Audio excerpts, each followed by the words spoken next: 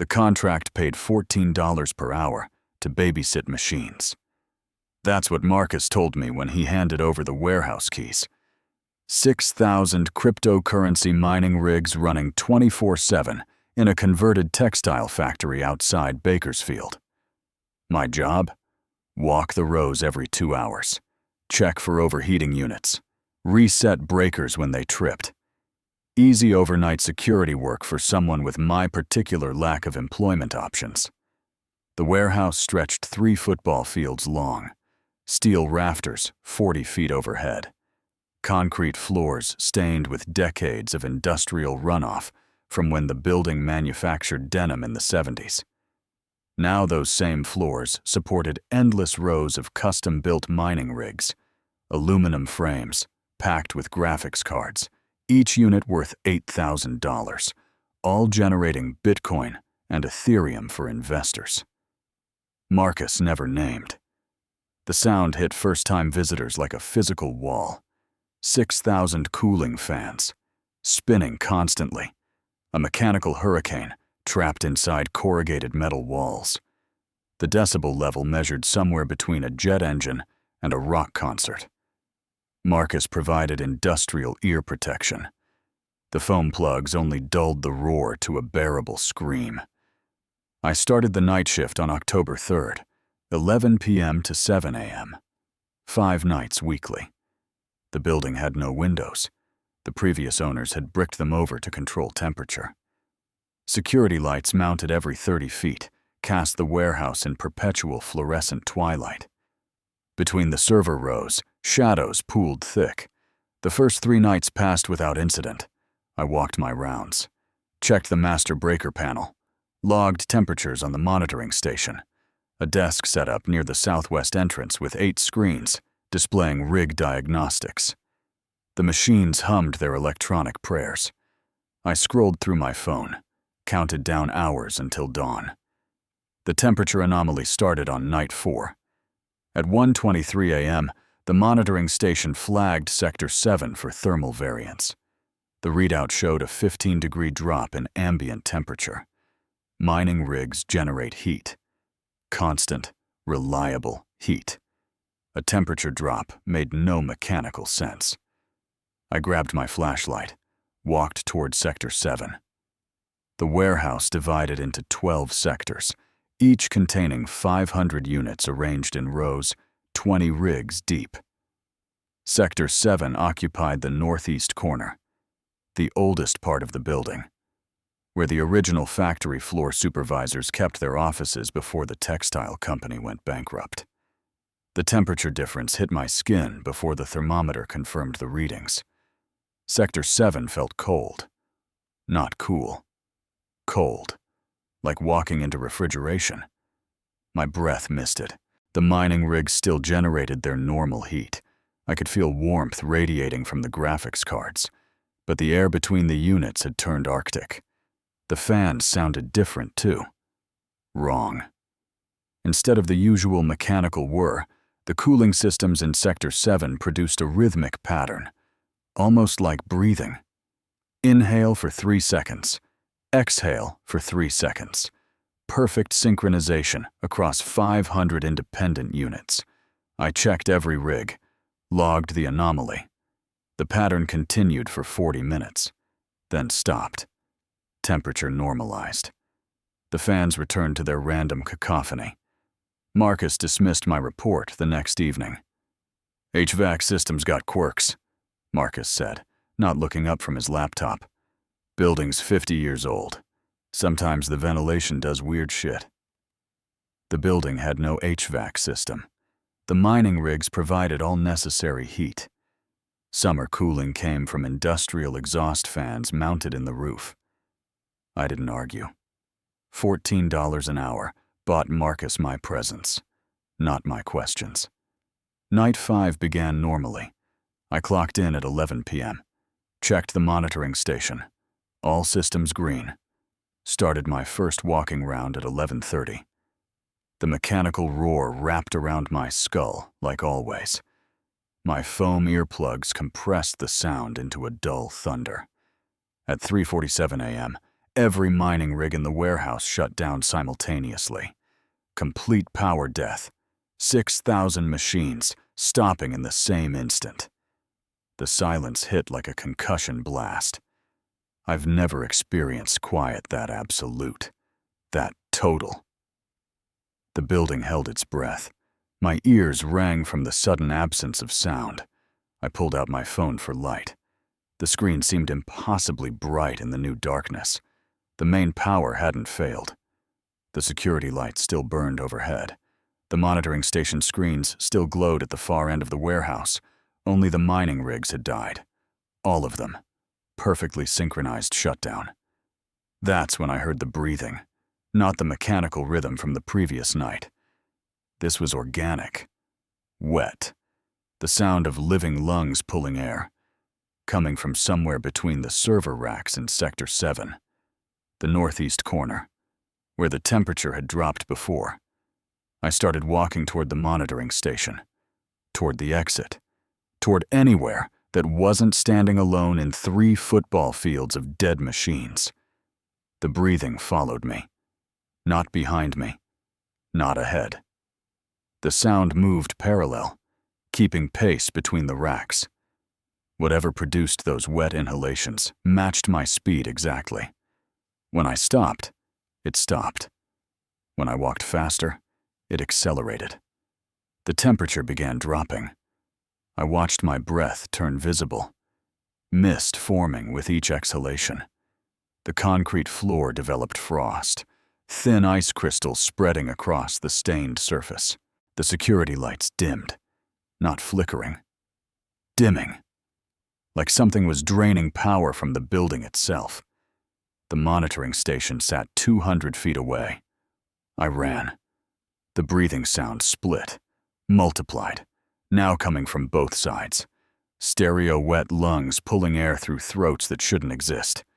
My flashlight beam caught nothing but empty aisles between silent machines.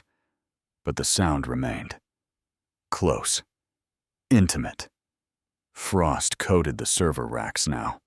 Ice forming on aluminum frames, on graphics cards, on cable bundles.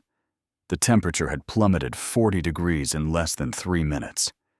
I reached the monitoring station, grabbed my jacket, fumbled for the keyring attached to my belt. The warehouse exit was 20 feet from the desk, 20 feet to the steel door, to the parking lot, to my car. The mining rigs powered back on, all 6,000 units. Simultaneous activation, fans spinning up, graphics cards initializing, the mechanical roar returning like a tsunami. But wrong. Still wrong. The sound carried that same breathing rhythm. 3 seconds in, 3 seconds out. 6,000 machines synchronizing into massive artificial lungs. The monitoring station screens flickered. 8 displays showing diagnostic data. Temperatures, hash rates, power consumption. The information vanished, replaced by video feeds. Security camera feeds. Except the warehouse had no security cameras. The screens showed me 8 different angles of me standing at the monitoring desk. The video quality was perfect, high definition. But the perspectives were impossible. One screen showed a view from floor level, another from directly overhead, a third from inside one of the server racks. The me on the screens started moving differently than real me. I stood frozen at the desk. The video versions continued normal movements. Walking. Checking rigs.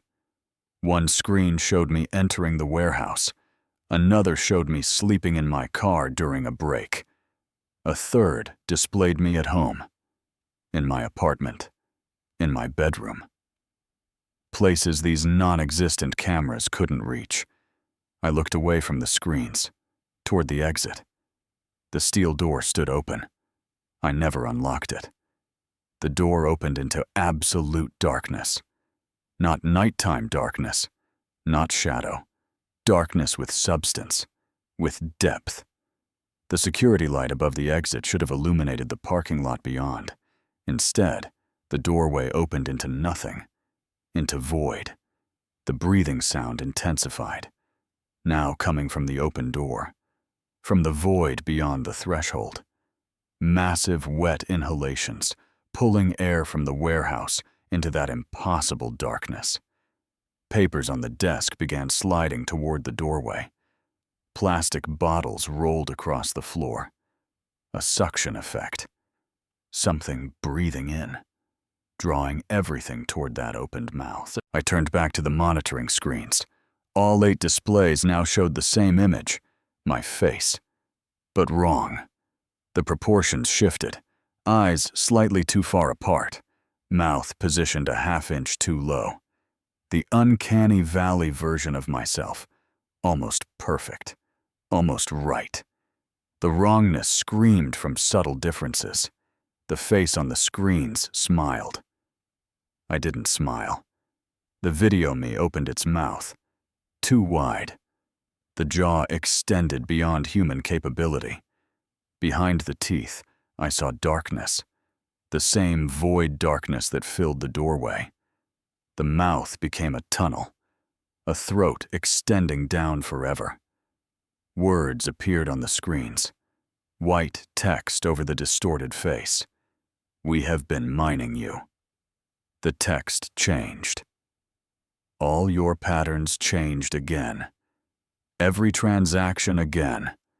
Every choice. Again. Every thought. The mining rigs began displaying images on their small diagnostic screens. Hundreds of tiny monitors built into each unit, all showing the same thing. Moments from my life. Memories. Private moments no camera ever captured. Birthday parties from childhood. Conversations in locked rooms. Dreams I barely remembered. Every screen in the warehouse had become a window into my existence. The breathing sound resolved into words. Wet syllables forming in that organic rhythm. "We are processing you." The temperature dropped further. My fingers went numb. Ice formed on my jacket, on my hair. The frost spread across the monitoring desk, across the keyboard, the screens.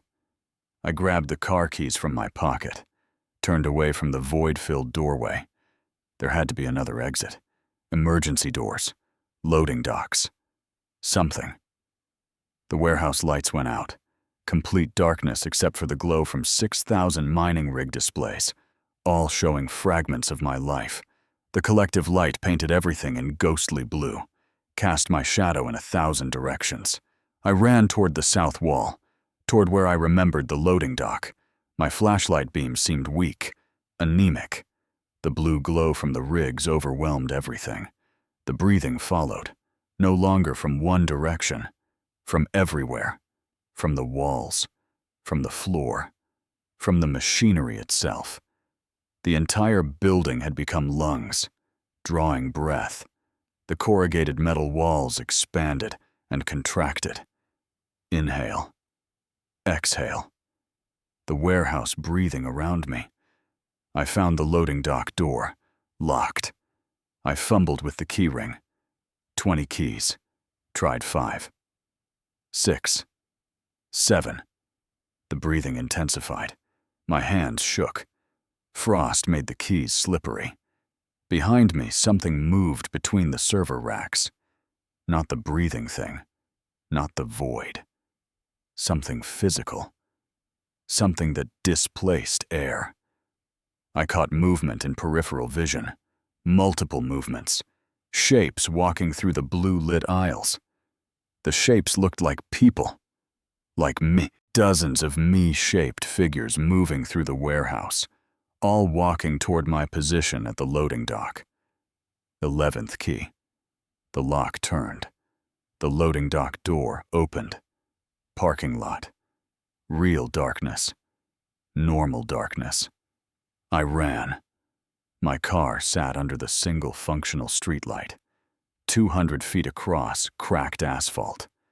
I sprinted. The breathing sound followed me through the open loading dock door.